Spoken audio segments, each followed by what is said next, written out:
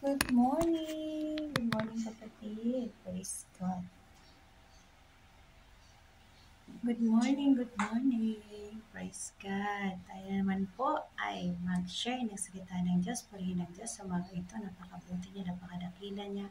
Panginoon, yes, o God, salamat po Panginoon sa umaga ito, Lord, na ako po ay ginising mo Panginoon at binigyan mo ng maayos na pakiramdam. Hallelujah, Jesus. Sa lahat mga nanonood Panginoon, yes, o God, pagpalain mo ang bawat isa Panginoon, saan man sila naroon. Hallelujah, Jesus. Salamat, Lord. Nawa, Panginoon, ikaw ang makita sa aking paghahayag ng iyong mga salita, Panginoon. Salamat, Lord. Mabalik ko sa iyong pinakamataas mapuri. Pasasalamat. In Jesus' name, Amen. Praise God. Yan, mga kapatid, good morning. Meron naman po tayong si-share sa inyo na nabasa kong verse. At nais ko lang pong ihayag ang aking naunawaan. Yes, oh God. At sa aking patuloy na pag-share ng salita ng Diyos ay dito po ako uh, nakakatanggap ng kalakasan. Amen. At kagalakan sa buong maghapon. Since wala po tayong ginagawa as of now, so gamitin natin ang ating time para kay Lord. At hindi po upang tayo po ay papurihan, bagkus ang Diyos po ang ating pararangalan. Amen po ba? So, alam ng Diyos kung ano ang ating intensyon sa ating pag-share.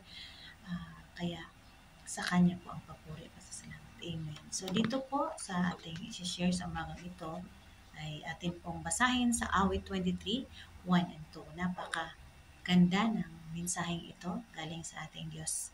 Kaya mga kapatid, basahin po natin ang ating mga Biblia at pag-aralan po, pagnilay-nilayan. At hindi po lang nating basahin, bagkus ay ipamuhay din po natin sa lahat ng aspeto ng ating mga buhay. Amen. So dito po sa awit 23, 1 and 2, sinabi po dito, ang Panginoon ay aking pastor, hindi ako angailangan. Verse 2, Kanyang pinahihiga ako sa sariwang pastulan. Pinapatnubayan niya ako sa siping ng mga tubig na pahingahan. Amen po ba? So, ang punto po dito ng Panginoon ay ang ating pagtitiwala sa Kanya o faith. Dahil po, marami po sa atin na hindi pa ganun kalalim ang faith sa ating Panginoong Diyos. So, mga kapatid, bigyan ko lang ng konting explanation. Ayon sa guide ng Holy Spirit, ang sabi ng Diyos ay ang ating pastor sa spiritual. Siya po ang ating pastor sa spiritual na aspeto ng ating mga buhay. Ito ay isang magandang paraan upang ipahayag ang pagtitiwala at pananampalataya sa pag-aalaga at gabay ng Diyos sa ating buhay. Amen po ba? Dito po niya sinasabi na aalagaan niya po tayo at dadalhin niya po tayo sa mabuting pahingahan. Amen. So, assurance po yan mga kapatid. Promise ng God sa atin. Promise ni Lord sa atin na kapag tayo may tiwala sa Kanya, meron siyang ibibigay sa atin na maayos na daan, maayos na buhay, at pahingahan. Amen. Life everlasting. So dito pa man sa lupa ay mararanasan na po natin ito kapag tayo sumunod po sa ating Diyos. Kapag nagtiwala tayo, kapag nakinig po tayo sa Kanyang mga salita, kapatid, kung ano po ang nais ng Diyos at hindi ang nais ng ating kalooban.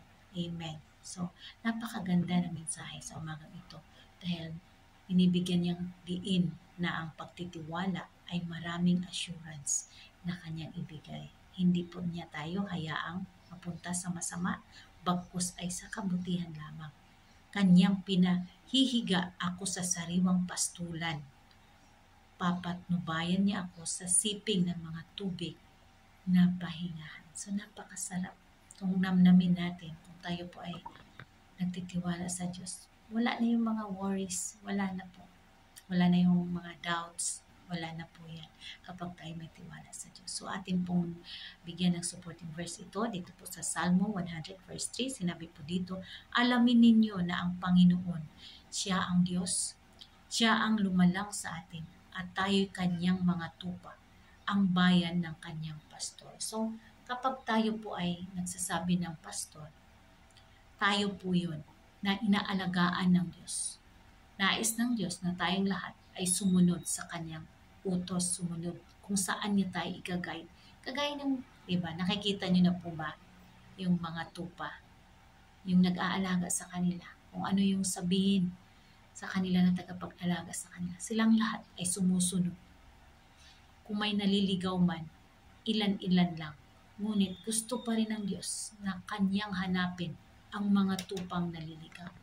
Kahit napakadami ng pulutong na tupa na kanyang inaalagaan, kapag may nawalang isa, ay kanyang hinahanap. Ganun din sa ating buhay spiritual, kapatid. Kapag tayo naliligaw ng landas, hinahanap tayo ng Diyos. Kaya dapat sumunod tayo sa Kanya, lumapit tayo sa Kanya, makinig tayo sa Kanya, upang siya po ay magalak sa ating lahat. Amen. To God be the glory, ang papuri po ay sa Diyos lamang. Maraming salamat, Lord, sa umaga ito po, Panginoon. Hallelujah, hallelujah. Panginoon, ikaw na po ang humipo sa bawat isa, Panginoon. Ano man ang kanilang naranasan sa oras na ito, panghihina, karamdaman man, Lord, financial. Yes, O God, ikaw po ang magbuhos sa kanila, Panginoon, ng lahat ng ito, Lord. Give them wisdom, Lord. Enlighten them, Lord. Upang ikaw, Panginoon, ang kanilang dadakilain, pupurihin sa anumang bagay na kanilang maranasan. Maraming salamat, Panginoon. Pinabalik ko sa iyo ang pinakamataas na papuri. Ang lahat na ito ay para sa iyo lamang, Lord. In Jesus' name, we pray. Amen and amen. God bless, kapatid. Nawa mayroon po kayong napulot na aral sa ating hinahayag sa umaga ito. Good morning, Philippines, and all over the world. Amen.